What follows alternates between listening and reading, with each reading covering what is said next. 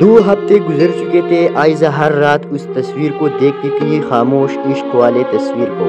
یہ وہی تصویر تھی جو روہیل نے اپنی آخری لمحوں میں اس کے نام کی تھی، اور ہر بار اسے لگتا جیسے روہیل ابھی بھی کہیں نزدیک کھڑا ہے، مسکرا کر کہہ رہا ہے تمہیں یاد ہوگی وہ باتیں جنہیں ہم نے کبھی مکمل نہیں کیا تھا۔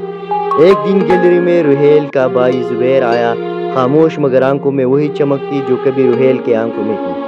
زبیر نے کہا میں اس کی خواب مکمل کرنا چاہتا ہوں مگر تنہا نہیں، کیا تم میرے ساتھ کام کرو گی؟ عائزہ نے لمحہ بھر سوچا، پھر ہلکی سی مسکراہٹ کے ساتھ سر جھکا لیا۔ یہ ایک نیا آغاز تھا مگر دل کے کسی کونے میں روہیل کی یاد اب بھی دھیرے دھیرے سانس لے رہی تھی۔ مہینے گزرنے لگے، وہ دونوں ایک ہی گیلری میں ایک ہی خواب کے پیچھے کام کرنے لگے۔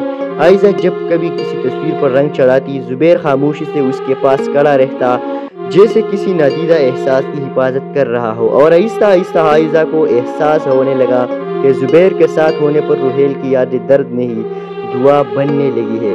ایک رات جب وہ دونوں گیلری بند کر رہے تھے، زبیر نے کہا تم جانتے ہو روہیل نے آخری خط میں کیا لکھا تھا؟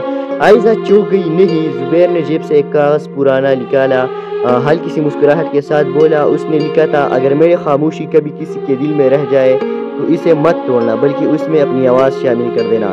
عائزہ کی آنکھوں میں نمی آ گئی، اس نے دھیرے سے کہا شاید اب وقت آ گیا ہے کہ خاموشی بولنے لگے۔ زبیر نے اس کا ہاتھ تھام لیا، کوئی وعدہ نہیں کیا، بس ایک نظر میں وہ سب کچھ کہہ دیا جو کبھی روہیل نے لفظوں میں نہیں کہا تھا۔